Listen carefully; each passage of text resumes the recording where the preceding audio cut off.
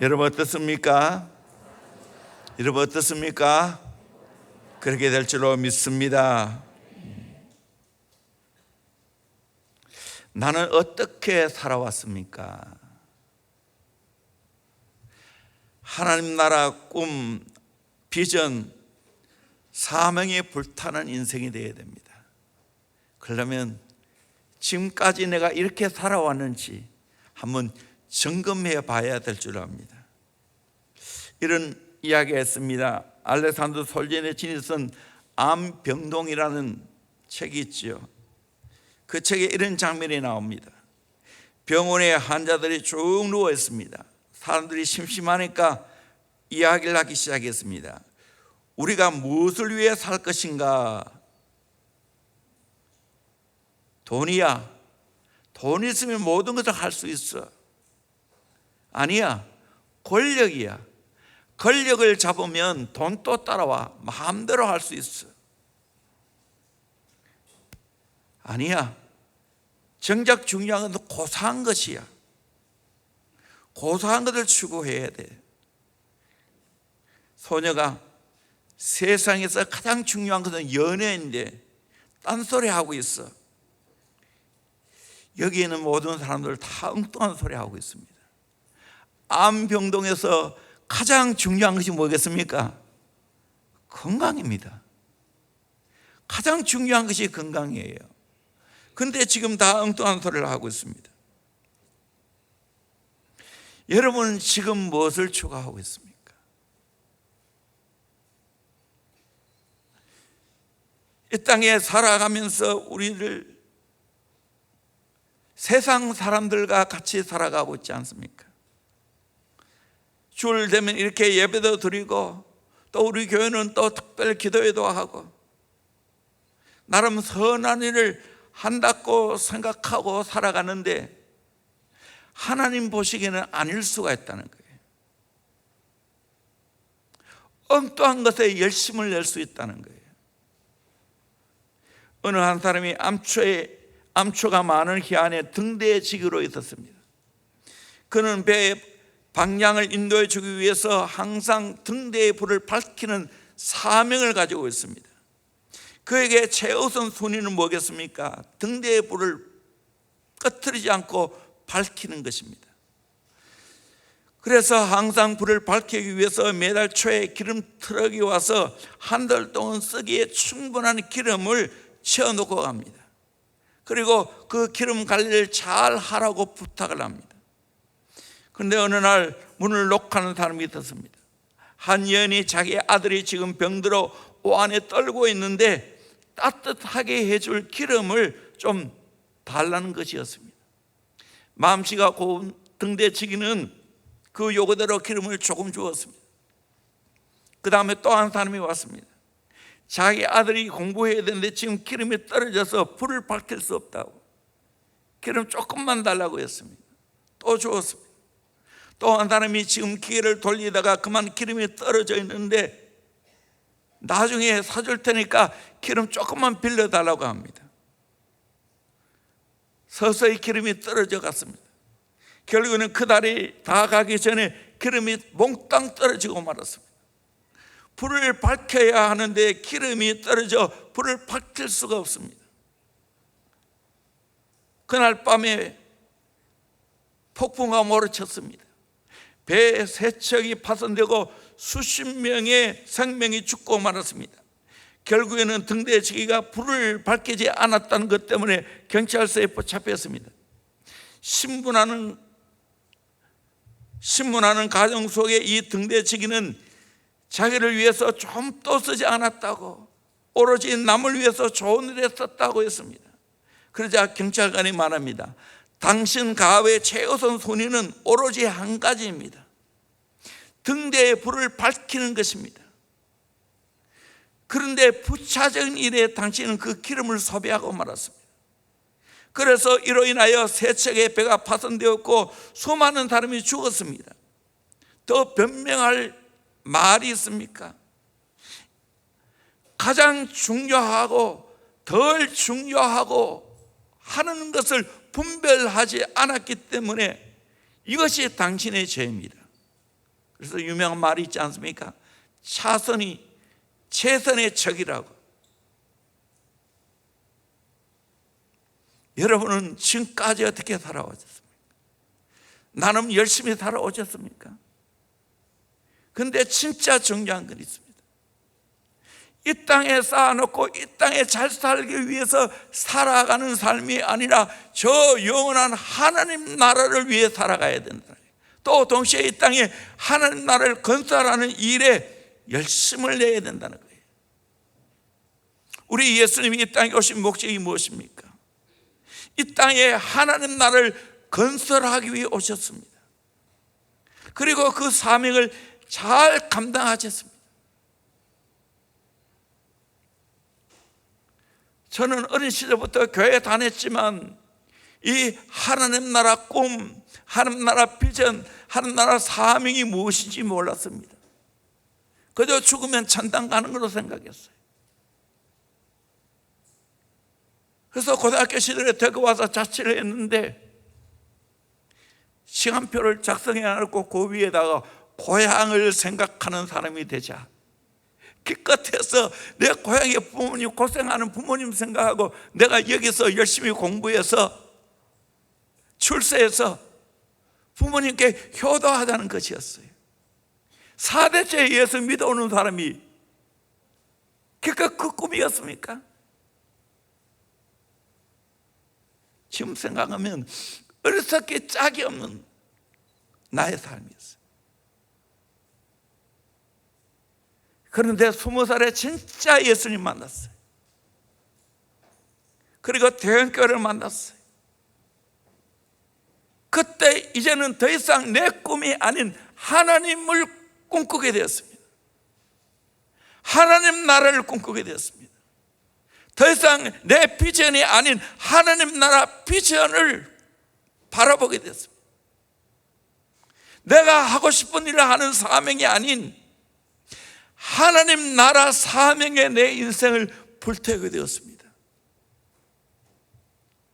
하나님의 은혜 가운데 세월이 흘러 40년이 훨씬 지났지만 여전히 내 가슴에는 하나님 나라로 불붙습니다. 하나님의 꿈을 꾸고 있습니다.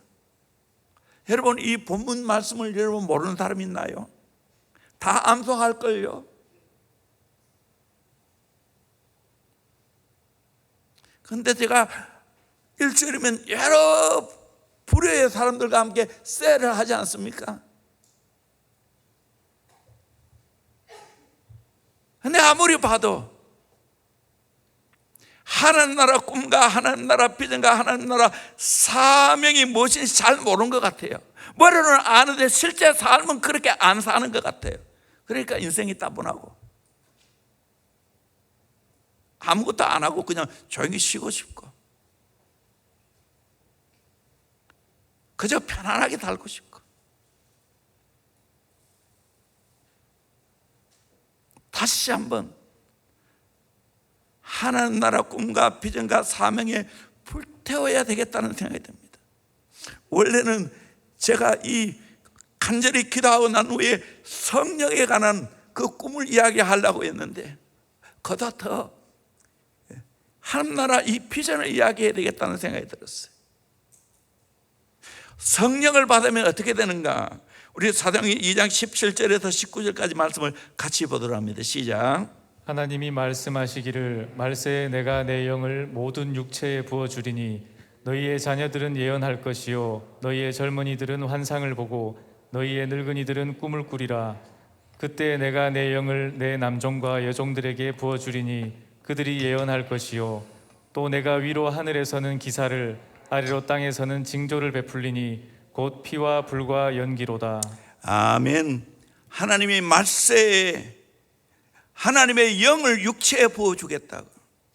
그렇게 되어지면 자녀들이 예언하고 젊은이들이 환상을 보고 늙은이가 꿈을 꾸게 된다고 이야기를 합니다. 그리고 내 영 성령을 말세의 남종과 여종에게 그냥 쏟아 부어주겠다는 거예요.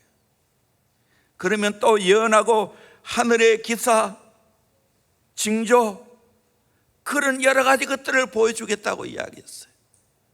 요엘서에 나온 이 말씀을 다시 한번 말씀하고 있는 겁니다. 그렇습니다. 우리가 하나님의 영 성령을 받으면 이런 영적인 꿈을 꾸고 영적으로 예언하고 영적으로 환상을 보는 역사가 일어나게 될 줄로 믿습니다. 여러분, 이 꿈을 꾸기를 주의 이름으로 축원합니다. 성령을 받아야 하는 이유도 이거예요. 빌립보서 2장 13절 말씀 같이 봅니다. 시작. 너희 안에서 행하시는 이는 하나님이시니 자기의 기쁘신 뜻을 위하여 너희에게 소원을 두고 행하게 하시나니. 아멘. 너희 안에 행하시는 것은 내가 아니고 하나님이라고. 하나님이 우리 안에 성령 받은 자에게 자기의 기쁘신 뜻을 위하여 소원을 두고 행하신다. 거룩한 소원을 우리 안에 막 담아준다는 거예요. 소원을 일으켜준다는 거예요. 어떤 소원? 이 땅의 소원 아니고 하나님 나라 소원, 하나님 나라 꿈, 하나님 나라 비전, 하나님 나라 사명에 대해서 불타게 만들어 준다는 거예요. 내 안에 불을 붙여 준다는 거예요. 그래서 우리는 하나님 나라를 위해서 내 인생을 쏟아붓는 겁니다. 여러분, 그렇게 살아오셨나요? 6일 동안은 내가 열심히 세상에서 살고 7일째 이제 죽을 날 되면 그저 예배 드리고 그저 은혜 받고 하나님 나라 비전과 사명은 온데간데 없고 세상 사람들과 어울려 살아가다 보니까 이 땅에서 잘 살고 이 땅의 모든 것을 쌓아놓고 누리면서 살아가는 것이 나의 소원이 아닌가요? 나의 목표가 아닌가요? 나의 꿈이 아닌가요? 틀렸다는 거예요. 그건 헛된 열심이라는 거예요. 우리는 이 땅에 살아가면서 그렇게 살면 안 된다는 거예요. 그럼 어떻게 살아야 되는가? 두 번째입니다. 하나님 나라와 그의 의를 구해야 됩니다. 그래서 너희는 먼저 그의 나라와 그 의를 구하라 라고 말하고 있어요. 먼저 구할 것이 있는데 그것이 하나님 나라, 하나님의 의다는 거예요. 세상의 것을 먼저 구하는 게 아니라는 거예요. 하나님 나라를 먼저 구하고 하나님의 의를 먼저 구해야 한다는 거예요. 이 말은 무슨 말인가? 하나님 나라, 하나님의 의는 두 단어지만 한 가지를 말합니다. 이어일어법입니다. 하나님의 정의로운 통치를 추구하라는 거예요. 마음의 중심을 하나님께 두고 하나님이 나에게 무엇을 요구하는가 바로 알고 그것을 추구하는 삶을 가르칩니다. 하나님 나라는 하나님이 주인이십니다. 하나님의 영광을 받습니다. 하나님의 뜻이 이루어집니다. 하나님이 통치하는 나라입니다. 하나님의 의는 그 나라의 내용입니다. 하나님의 나라는 의의 나라입니다. 하나님과 바른 관계를 맺고 이웃과 바른 관계를 맺는 것을 가르칩니다.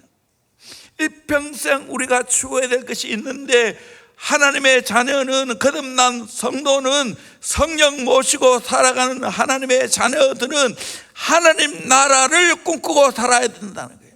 그것을 먼저 구하며 살아가야 한다는 겁니다. 이것을 구하며 살아가십니까? 우리 성도들에게는 두 나라가 있죠.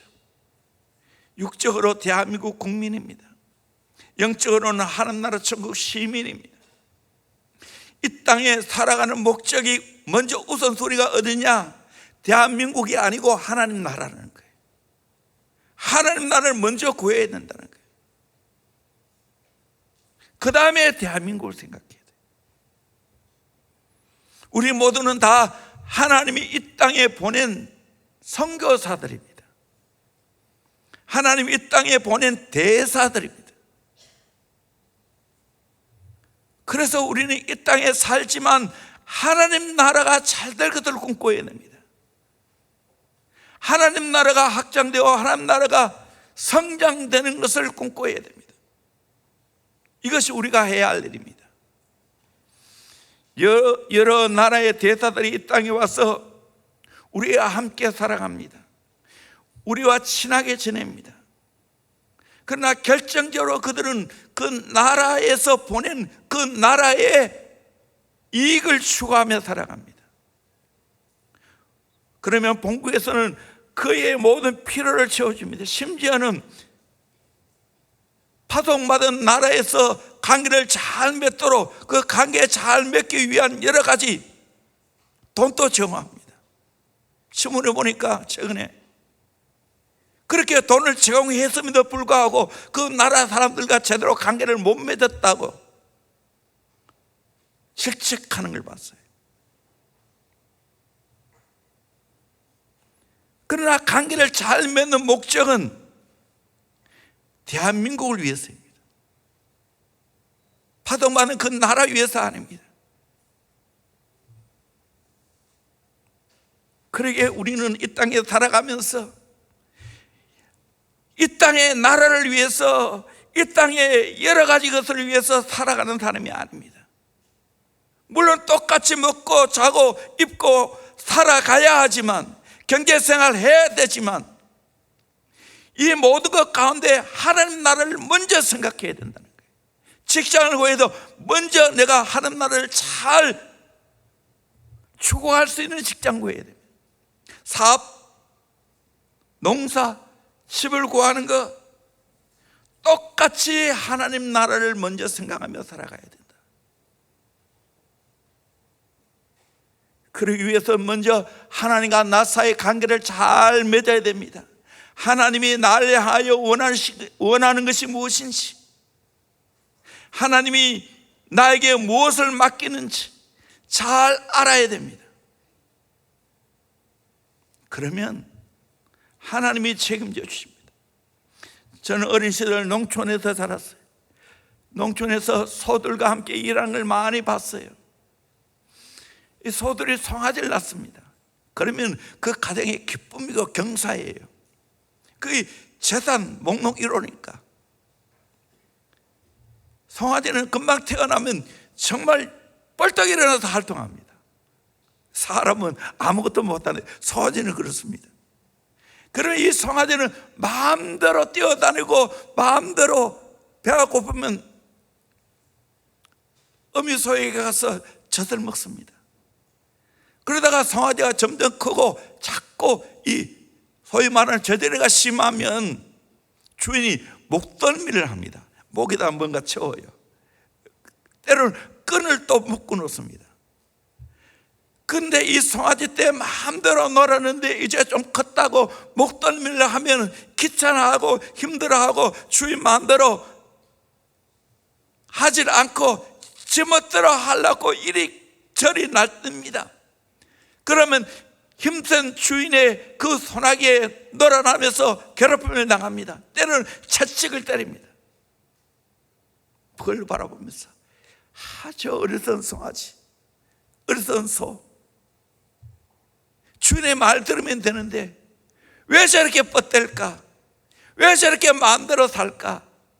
하는 생각이 듭니다. 그 다음에 더 점점 크면 뭐 하는 줄 알아요? 콧도리를 합니다. 양코에다가 구멍을 냅니다. 그리고 아주 뭘 하는지 정확히 모르겠는데 그 나무를 가지고 딱 끼워가지고 묶어 놓습니다. 그러면 이 소는 꼼짝을 못합니다. 주인의 말을 듣습니다. 심지어는 주인의 아이가 끌어가도 끌려갑니다. 서서히 길들여집니다. 밭 가는 것도 길들이고요, 수레를 매는 것도 길들이고요. 그러면 완전히 이제 주인과 함께 살아갑니다. 주인의 식구가 됩니다. 밭도 갈고 수레도 끌고 온갖 일을 다 합니다. 주인은 이 소가 없으면 일을 못합니다. 그러면 어떻게 되는지 아십니까? 이 소에게 주인은 모든 것들을 다 제공합니다. 사랑으로 보살핌을 받습니다. 이에 대한 유명한 영화가 있죠. 원앙소리 보셨나요? 이 한때 굉장히 유행했습니다. 저도 아주 재밌게 봤어요. 그 다음 그림을 보세요. 참, 주인이 자기도 작은 나무를 그렇게 이고 소에게 저렇게 실려갑니다. 그 다음 보세요. 타고 갑니다. 소라도 이 소는 알아서 자기 집 찾아갑니다. 그 다음 보세요. 소 여문을 줘놔놓고 그 노부부가 그 여문 먹는 모습을 지켜보고 있지 않습니까? 사랑스럽게. 소는 완전히 그 가정의 가족입니다. 제가 뭘 말하고 싶겠어요? 저와 여러분은 하나님의 가족이 돼야 돼요. 하나님의 기뻐하는 일을 내가 하면 하나님이 내 인생의 모든 것을 책임집니다. 행복합니다. 주님과 함께 멍을 메고 같이 주의 일을 하는 것이 너무 행복합니다. 신바람 납니다. 이 땅에 내가 사는 목적을 알았어요. 이 땅에 내가 사는 목적이 이 땅에 잘 살기 위해서 아이들을 세상에 출세시키기 위해서 공부를 시키고 가르치는 게 아니고 하나님 나라를 꿈꾸고 하나님 나라를 추구하고 하나님 나라를 위해 일생을 쏟아붓는 삶을 사는 것이 이 땅의 목적이라는 걸 압니다. 우리의 사는 목표라는 걸 압니다. 여러분 그렇게 살고 계십니까? 이것과 비교할 수 없는 내 안에 예수 모시고 살아가는 것이 얼마나 행복인지 아십니까? 우리 성경 보겠습니다. 누가복음 17장 2절 21절 말씀입니다. 같이 봅니다. 시작. 바리새인들이 하나님의 나라가 어느 때 임하나이까 묻거늘 예수께서 대답하여 이르시되 하나님의 나라는 볼 수 있게 임하는 것이 아니요 또 여기 있다 저기 있다고도 못하리니 하나님의 나라는 너희 안에 있느니라. 하나님 나라는 볼 수 있게 임하는 게 아니라는 거예요. 여기 있다 저기 있다 그것도 아니라는 거예요. 하나님 나라는 어디에 있습니까? 너희 안에 있다고. 여러분 예수를 구세주로 모시고 내 안에 성령이 오시면 내 안에 하나님 나라가 임한 줄로 믿습니다. 아멘. 이제 주인은 내가 아니고 내 안에 계시는 주님 성령님이 주는 걸 믿습니다. 이제는 나는 그분의 소원대로 살아가는 거예요. 그분은 항상 하나님 나라를 추구하도록 만듭니다. 하나님 나라를 이 땅에 건설하도록 만드는 거예요. 어느 나라가 좋은 나라인가? 하나님의 다스림 받는 나라예요. 저는 어느 때보다도 이 세계를 많이 공부하고 있고 연구하고 있어요. 보면서 깨닫는 게 뭔가? 하나님 아버지 내 사랑하는 주님을 구세주로 모시고 아버지로 모시고 살아가는 그 백성들은 복이 있다는 거예요. 성경을 헌법으로 살아가는 그 백성들은 진짜 자유가 있고 진짜 축복이 있다는 거예요.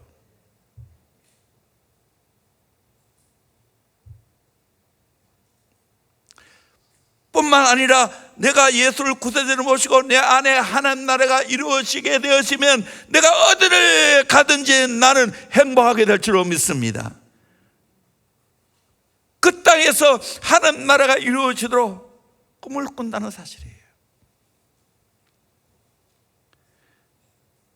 하나님 모르는 백성은 불쌍하게 살아갈 수밖에 없어요. 우리도 옛날에 이조시대 때 또 일제시대 때 얼마나 고생을 했습니까? 근데 복음이 들어와서 우리나라는 이렇게 잘 살게 되었습니다. 그런데 안타깝게도 저 북한에는 옛날에 조선시대보다도 일제시대보다도 더 불타하게 살아가고 있다는 걸 여러분 아십니까? 기도해야 됩니다. 그들에게 자유가 있도록 기도해야 됩니다.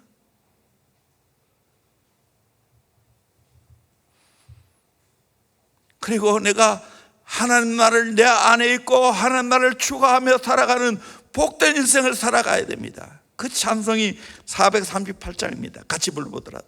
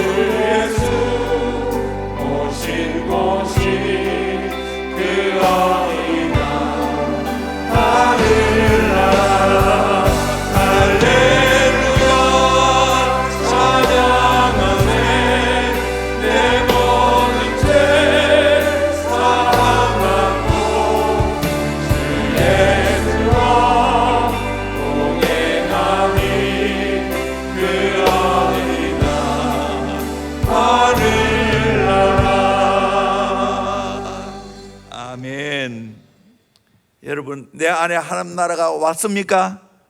이로 인하여 행복하십니까? 날마다 하나님과 동행하는 삶을 살기를 주의 이름으로 축원합니다. 날마다 하나님 나라를 꿈꾸며 살아가기를 주의 이름으로 축원합니다. 이 하나님 나라가 내 안에 임하면 신바람 나게 될 줄로 믿습니다. 날마다 하나님의 꿈을 꾸면서 살아가게 될 줄로 믿습니다. 살만 나는 세상 살아갑니다. 이 꿈을 우리의 다음 세대에 심어줘야 되는 거예요.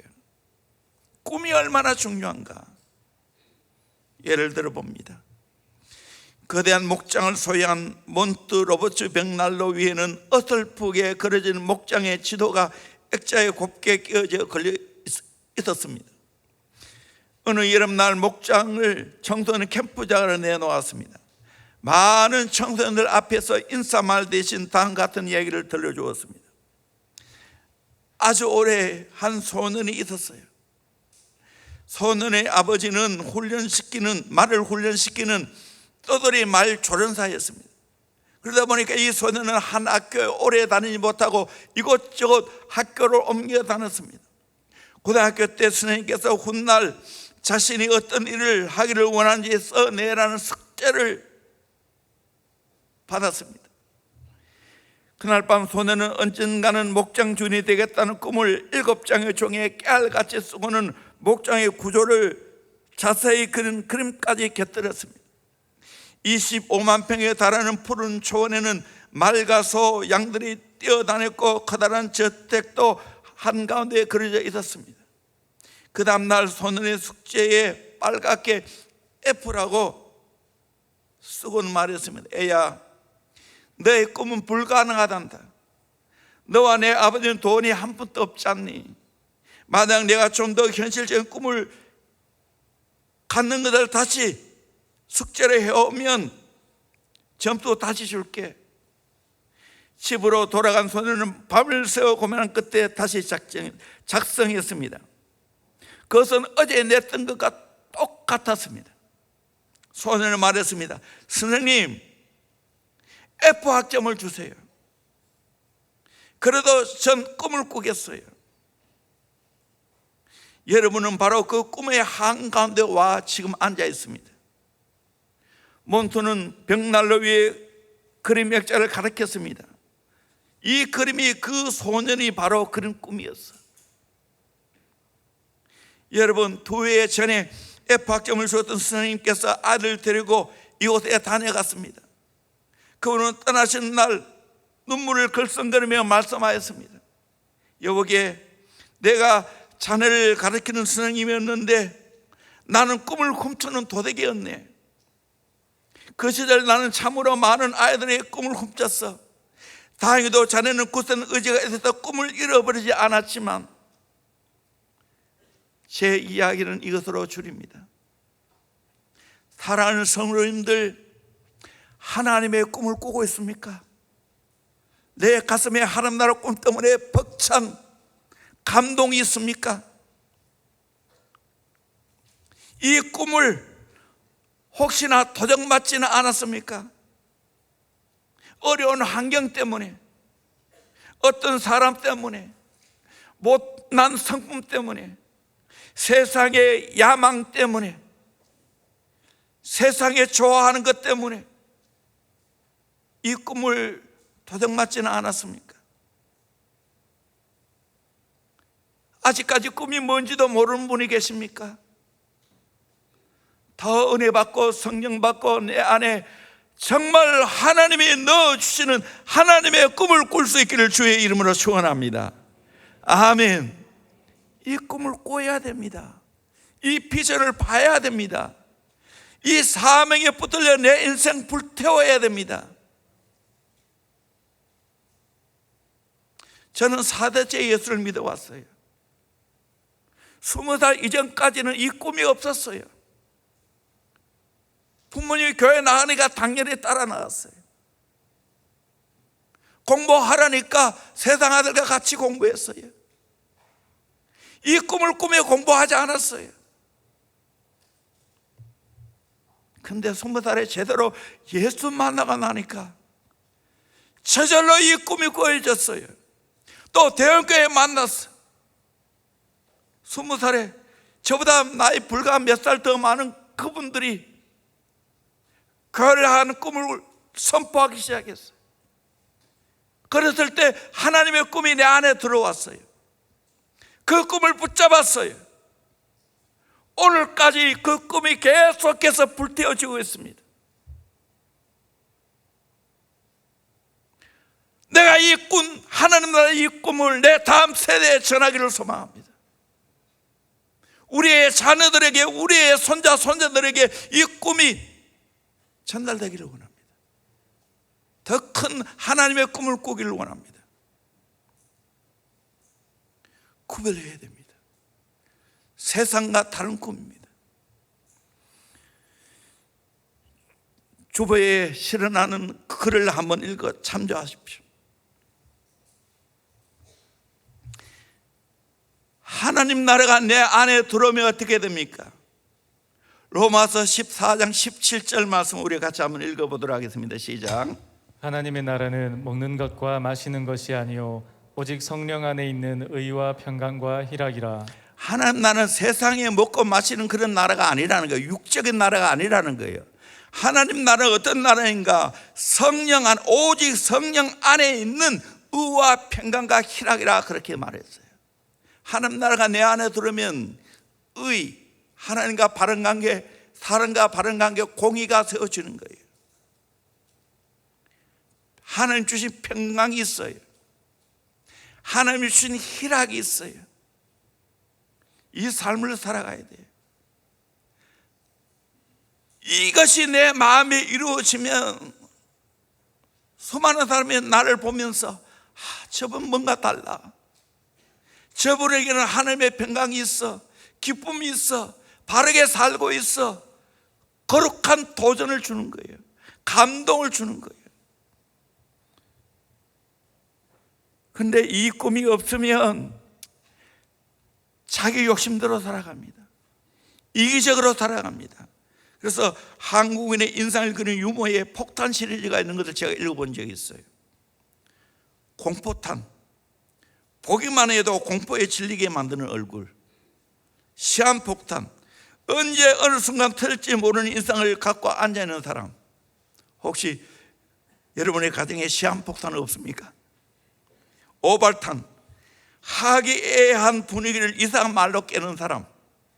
유도탄, 자기만 화를 내는 것이 아니라 다른 사람까지 유도하여 미치게 만드는 사람. 야광탄, 밤만 되면 발작하고 터지는 사람. 조명탄, 무대 위에 올려서면 그때부터 다른 사람을 헐뜯고 파괴적인 부정적인 사람. 체류탄, 발냄새, 땀냄새, 입냄새로 이웃을 공격하는 사람.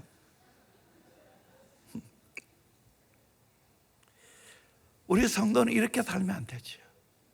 어릴 때부터 하나님 나라가 임하면 이렇게 살지 않어요. 사람들에게 기쁨을 주고 평안을 주고 바른 관계가 이루어지는 거예요.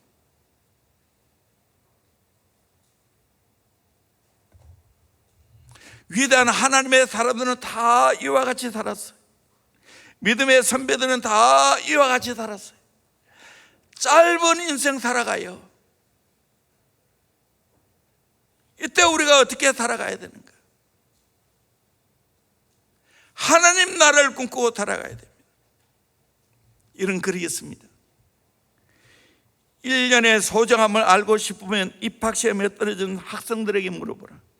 한 달의 소중함을 알고 싶으면 미숙아를 낳은 사모에게 물어보라. 한 주의 소중함을 알고 싶으면 주간 잡지 편집장에 물어보라.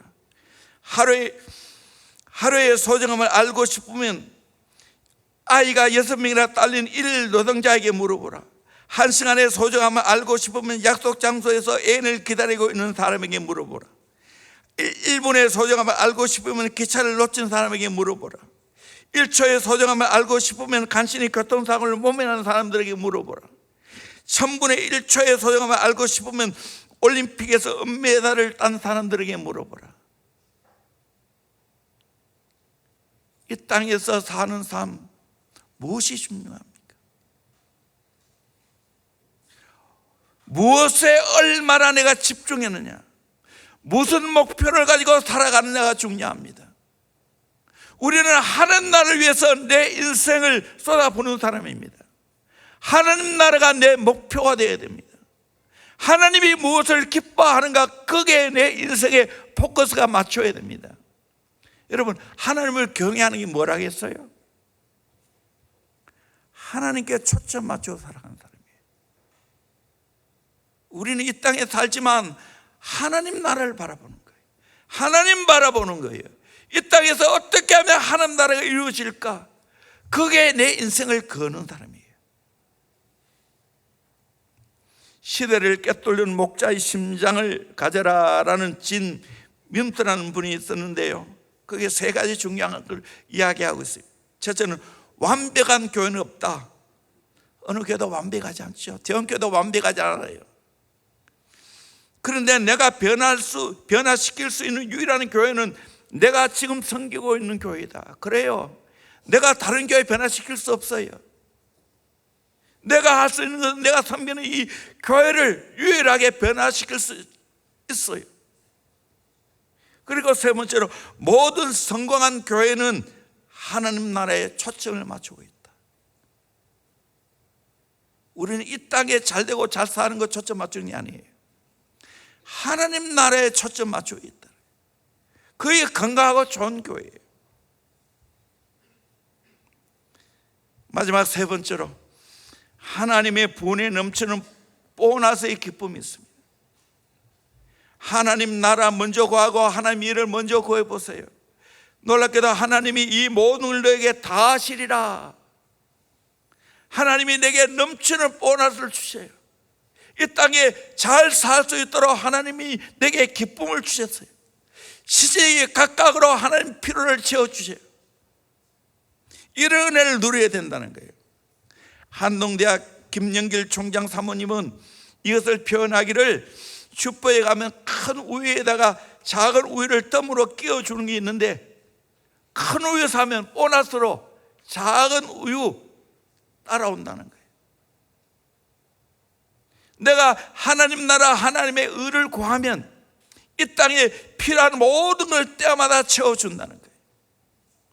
스폴츠 목사님이 먼저 그의 나라와 그 의를 구하는 자에게는 모든 것이 거룩하다. 그 집은 성전이요 그의 음식은 성만찬이며 그의 옷은 예복이며 매일매일의 날은 거룩하고 그 자신은 하나님에게 왕이며 제사장이다 라고 말하고 있습니다. 그러므로 우리가 어떻게 살아가야 합니까? 무엇을 먹느냐 무엇을 마시냐, 거기에 내 인생 그런 사람이 아니에요. 하나님 나라 하나님의 의를 구하며 살아가야 돼요. 부족하지만 저는 이 놀란 하나님의 꿈을 꾸고 난 후에 이 땅에서 내가 무엇을 먹고 무엇을 마시고 무슨 옷을 입고 어떤 집에 사는가 생각지 않았어요. 하나님이 보너스로 다 채워주셔서 기쁨 가운데 살 수 있도록 만들어 주셨어요. 마지막으로 이야기하고 마칩니다. 어느 날 나무꾼이 나무를 하다가 한 젊은 청년이 낭떠러지에 떨어져서 거의 죽어가는 것을 구해 주었습니다. 나중에 살려내고 보니까 그 청년은 다름이 아니라 그 나라 왕이 하나밖에 없는 왕자였습니다. 사냥을 하러 왔다가 그만 길을 잃고 발을 잘못 디뎌서 낭떠러지에 떨어진 것을 이 나무꾼이 살린 겁니다. 왕이 너무너무 고마워서 나무꾼에게 너가 소원이 있다면 한 가지를 이야기해라. 너 소원을 이루어주겠다고 말했습니다. 그러자 나무꾼은 나는 아무 소원이 없습니다. 오직 왕자를 구해내는 것만으로 족합니다. 그것이 나에게 최고의 기쁨입니다 라고 말했습니다. 옆에 있던 동네 사람들이 너 바보야. 너 초가집에 살면서 왜 집을 구하지 않았어? 너 땅 하나 없으면서 왜 땅을 구하지 않았어? 금은보화 하나도 없는데 그 금은보화를 구하지 왜 구하지 않았어? 왕이 계속해서 소원을 말하라고 하자 나무꾼이 이렇게 말했습니다. 내가 구해준 귀한 왕자를 1년에 단 한 번이라도 볼 수 있다면 그것으로 족합니다. 하루 동안 왕자와 함께 같이 지낼 수 있게 해주세요. 그러자 왕이 크게 허락을 주었습니다. 왕은 1년에 한 번 왕자를 시골 마을에 보내기 위해 시골까지 잘 갈 수 있도록 길을 포장해 주었습니다. 왕자가 잘 머물 수 있는 집을 지어 주었습니다. 왕자가 잘 먹을 수 있도록 좋은 농토를 제공해 주었습니다. 남북군이 왕자를 사랑하니까 왕은 왕자가 필요한 모든 것을 남북군에게 잘 제공해 주었습니다. 남북군은 왕자 덕분에 잘 살게 되었습니다. 이 원리와 똑같아요. 하나님이 우리를 이 땅에 보내신 이유는 사명 때문이에요. 너 하나님 나라 잘 건설하라고, 수많은 영혼을 구원하고 예수 제자를 만들라고, 하나님 나라 건설은 제자에게 맡겼기 때문입니다. 그렇게 목숨 걸고 제가 제자 훈련하는 이유도 여기 있어요. 그러면 하나님이 다 채워주겠다고, 행복하게 살 수 있다. 다시 묻습니다. 전부 다 행복할까요? 행복하지 않을까요? 좀 대답해 주세요. 행복합니다. 왜요? 이 땅에 잘 먹고 잘 살기 때문에? 아니에요. 하나님 나라 비전을 보았어요. 하나님 나라 꿈을 꾸었어요. 하나님 나라 사명이 있어요. 이 사명이 있기 때문에 목숨 걸고 예수 제자를 키워내는 거예요. 여러분 또 이 귀한 사명에 불탈 수 있기를 주의 이름으로 축원합니다. 아멘. 우리 모두 하나님 나라 비전, 하나님 나라 꿈, 하나님 나라 사명에 불타는 복된 인생이 되기를 주의 이름으로 축원합니다. 영적으로 차원 높은 인생 살기를 주의 이름으로 축원합니다. 그러면 이 땅의 필요를 다 채워주시는 은혜가 있을 줄로 믿습니다. 선순환이 이루어질 줄로 믿습니다. 거룩한 재생산이 이루어지게 될 줄로 믿습니다. 하나님 나라가 확장되어져가는 역사가 있게 될 줄로 믿습니다. 이 사명 잘 감당하면 하나님은 통일 한국 시대를 열어갑니다. 세계 선교의 귀한 사역을 감당케 해주십니다. 이 나라 영적인 부흥과 함께 이 땅에 경제적인 축복도 허락해 줄 줄로 믿습니다. 지금은 조그맣게 맛보고 있습니다. 앞으로 하나님께서 이 사명 감당하면 개인적으로나 가정으로나 민족적으로 이런 놀라운 복이 될 줄로 믿습니다. 이 일에 함께 동참하기를 주의 이름으로 축원합니다. 찬양합니다.